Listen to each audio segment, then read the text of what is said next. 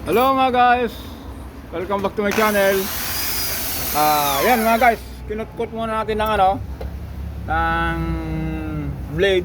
Saka natin finalan ng ito, katulad yung ginawa natin dun sa 4 at saka 1. Ngayon sabay natin ito naman, simpleng paglinis ng carbon sa ibabaw ng piston. Okay mga guys, yan lang po.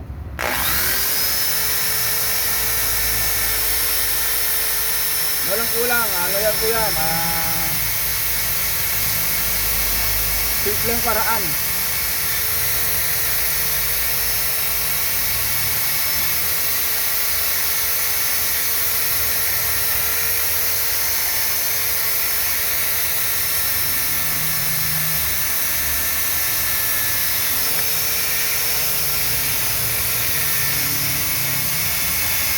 Ang issue kasi nito guys, patakos sa langis. Eh kung pansin niyo po, sa exhaust na po, normal ka naman yan. Kaya lang po, sa valve seal po niyan, sigurado po. Kasi po, kung piston rin po ang problema, sigurado po niyan. Kulay ano na po yan, oily, ito, carbon ba ito. Nilis na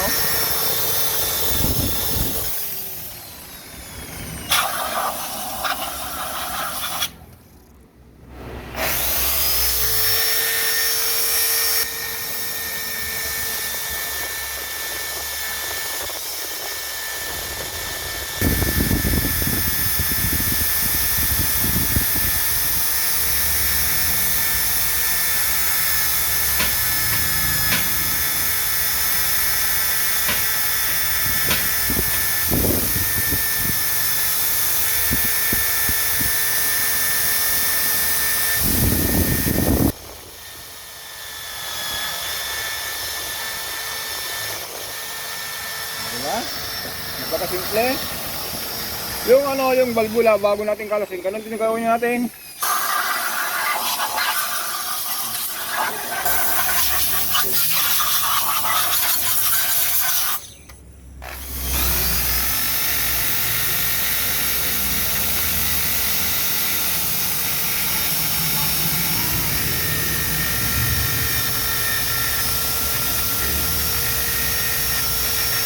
Sumila lang ng yung kinong brush. Pagtanggal lang naman po ang ng dumi. Para po mamaya pagsalpak ng cylinder head gasket, kung ibato ng yung cylinder head, walang dumi. Kasi minsan kasi mga guys, kung may dumi po noon, parang yung sisingit na tagabuhok, doon pinag-umpisa ng pagkasira ng cylinder head gasket hanggang lumalaki. Lalo kung umiinit, nagkaroon ng pressure, sisingit yung pressure po dito sa mga butas na yan. Yan yung pinanggalingan ng overheat o kaya pagbabawas ng tubig. Ganun po. Malinis na. Yan, tapos naman mga guys, bago natin ito, bawat butas po niyan, ililinis natin yan. Ang malinis.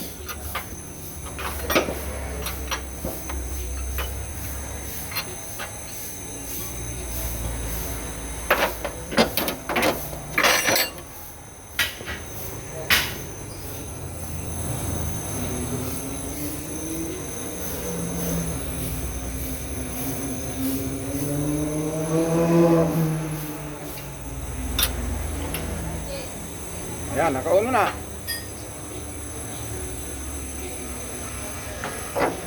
Ito mga guys, minsan po meron tayo rito. Kasi minsan, kung gusto natin kumita ng pera, sabihin natin sa may-ari, sir, ang laki ng alog Ayan pero mga guys, normal po niyan. Yung ginawa natin bios, yung andyan pa, hindi pa kinuha. Ganito rin po yun. Pero sabi ko nga po, minsan may mga customer na nabudol-budol. Eh syempre, yung mga customer wala naman alam. Kung gusto nila na mapatino yung sasakyan, sabihin nila, oo nga malakas ang alog. Pero ito po, sa atin to, normal lang po ito. Halos, po ito kasi mga guys, clearance po ito. Hindi pinanggagalingan ng ingay ng makina niyan kasi ito po tahimik.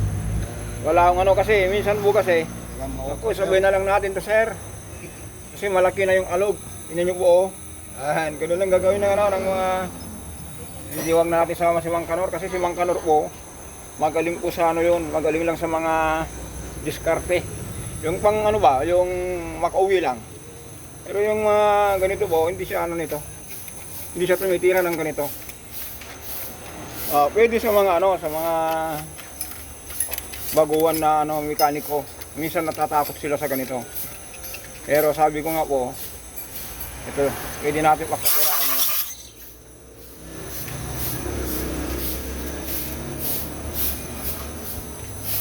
Linis na oh, parang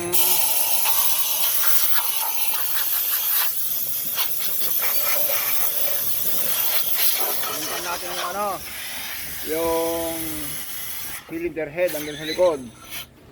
Oh, ito mga guys, yung cylinder head niya.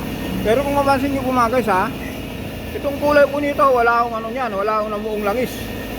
Kulay po yan ng mancha sa katagalan. Kasi ito mga guys, yung BIOS na yan, yun yung ano, yung Batman. Ang issue lang dito guys, sabi ko nga po, nagbabawas ng langis.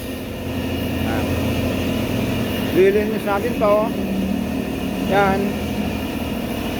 Kung mapansin nyo mga guys, yan, carbon na po ito. Hop, yap. Yan. Ito po yun.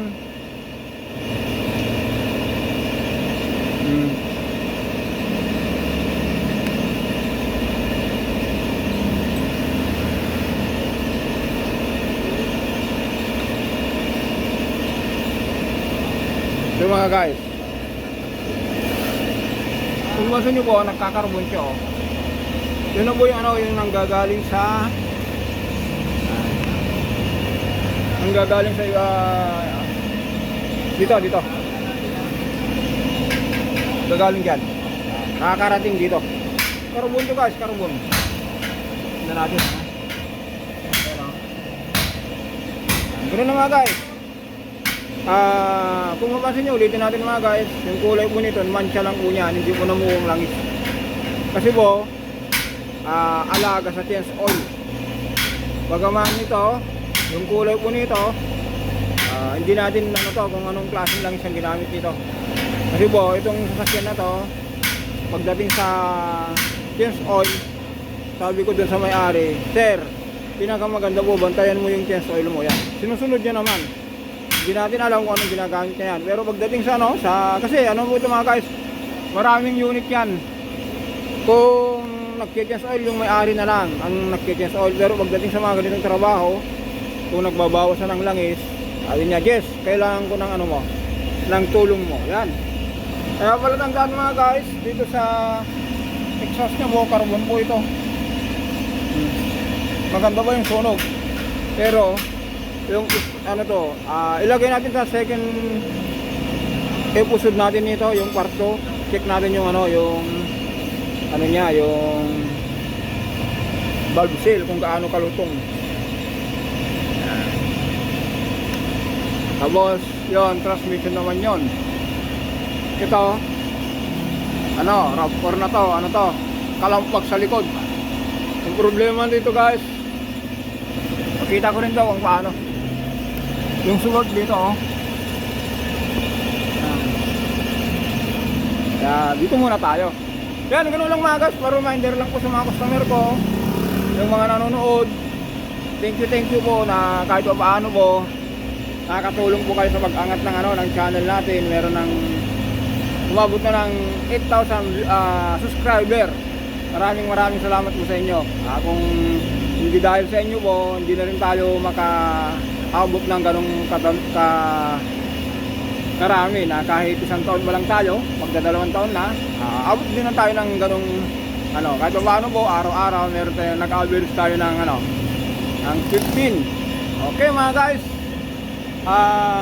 for the next video po siguro kung umaandar na. Kasi ito po, ito yung pinag-overhaul din natin. Ano na po ito, pwede nang kunin ito, kaya lang yung may-ari po nito, si engineer, wala sa ano, nasa out of town, kaya dito muna siguro magpapahinga.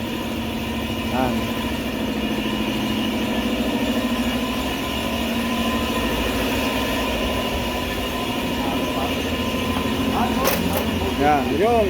Tapos, yan o. Yan, alog-alog o. Sabay din natin to. Ito, transmission, clutch display, pressure plate. Sabay na rin natin yung ano niya. Yung ball joint. Ito po. Yan. Kung mapansin nyo po, mancha. Wala, hindi pa namuwang langis. Mancha lang po niyan. Yan, nalinis na natin. O, ganun lang po. For the next video nito, mag-start na tayo. Sabi nga nila, kung puro makina minsan, puro makina. Kung transmission, puro transmission. Kung rack and pinion, puro rack and pinion. Kung power steering, power steering. Sige, hanggang dito lang po tayo. Thank you po sa mga panonood yun na yung mga video ko na walang kakwenta-kwenta. Bye-bye.